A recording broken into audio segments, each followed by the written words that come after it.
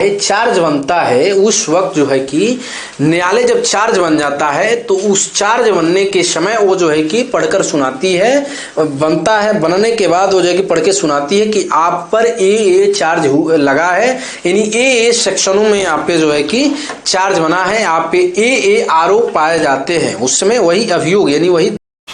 मित्रों नमस्कार, स्वागत है हमारे लॉ सारथी शिवा चैनल पर। हम लीगल लैंग्वेज के बारे में जानेंगे। हम शब्द को देखते हैं क्वेश्चन यानी बल प्रयोग।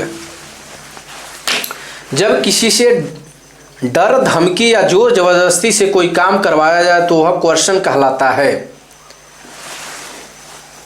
जब किसी को डरा और धमकाकर जोर जबरदस्ती से कोई काम जब करवाया जाता है उसे ही क्वेश्चन कहते हैं। जैसे आरोपी ने कबूलनामा दबाव और क्वेश्चन में किया।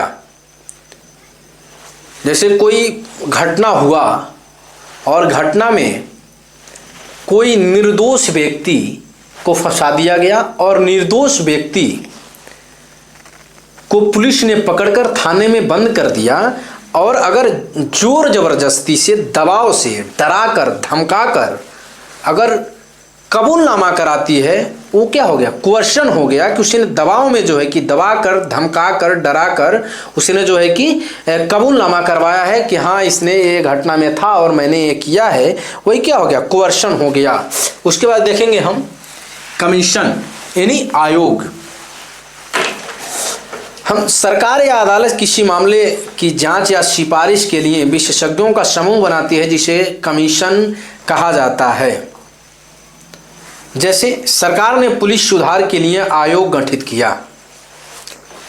जब कोई अदालत या सरकार किसी मामले की जांच या सिफारिश के लिए कोई समूह बनाती है, और उस समूह किन लोगों का होता है? उस क्षेत्र के विशेषज्ञों की वो समूह होती है, और जब वो समूह बनती है वही जो है कि कमीशन होता है। जैसे पुलिस को सुधार करने के लिए किसी अदालत ने या सरकार ने एक जो है कि क्या बनाया? एक आयोग बनाया, एक आयोग का गठन किया। वो क्या हो गया? वो जो है कि कमीशन हो गया, वो आयोग हो गया। कभी आप जो है कि मंडल कमीशन का नाम सुने होंगे, जो आरक्षण के बारे में बड़ा चर्चित है। मंडल कमीशन का रिपोर्ट, तमाम कमीशनों को, आयोगों का गठन हुआ है देश में, वही जो है कि क्या हो गए? आयोग हो गए। उसके बाद देखेंगे अरेंजमेंट यानी अभियोग पढ़ना। एक समय अभियोग किस समय पढ़ा जाता है? जब अदालत आरोपी को बताती है कि उस पर कौन कौन से अपराध के आरोप हैं तो उसे अरेंजमेंट कहा जाता है। एक कब जो है कि अरेंजमेंट एक कब होता है? अभियोग कब पढ़ के सुनाया जाता है? न्यायालय में जब आरोप बनता है, चार्ज बनता है, उस वक्त जो है कि न्यायालय जब चार्ज बन जाता है तो उस चार्ज बनने के समय वो जो है कि पढ़कर सुनाती है, बनता है, बनने के बाद वो जो है कि पढ़ के सुनाती है कि आप पर ये चार्ज लगा है, यानी ये सेक्शनों में आप पे जो है कि चार्ज बना है, आप पे ये आरोप पाए जाते हैं। उस समय वही अभियोग यानी वही धारा सेक्शन पढ़ के सुनाया जाता है, वही क्या हो गया? अरेंजमेंट हो गया। उसके बाद देखेंगे अफर्म। अफर्म मतलब पुष्टि करना। जब उच्च अदालत निचली अदालत के निर्णय को सही बताती है तो वह उसे अफर्म करती है। जैसे सुप्रीम कोर्ट ने हाई कोर्ट के फैसले की पुष्टि की। निचली अदालत की किसी फैसले ने, किसी निचली अदालत ने कोई फैसला दिया और उसको जो है कि किसी को लगता है संतुष्ट नहीं है उससे, तो क्या करते हैं? चैलेंज कर देता है तुरंत उसके खिलाफ। तो ऊपरी कोर्ट में तो कोई जो है कि मामला हाई कोर्ट में जो है कि फैसले सुनाए गए और कोई उससे जो है कि संतुष्ट नहीं हुआ, वह सुप्रीम कोर्ट चला गया। और सुप्रीम कोर्ट ने भी उस मामले को जो है कि उसी मामले को मान लिया कि नहीं, हाई कोर्ट ने जो फैसला किया था वही सही था, उसकी उसने पुष्टि कर दी, वही क्या हो गया? अफर्म हो गया। उसके बाद देखेंगे यूथ ऑफेंडर यानी किशोर अपराधी। हम चैट जीपीटी से जो है कि इसको देखे हैं, यूथ ऑफेंडर यानी किशोर अपराधी।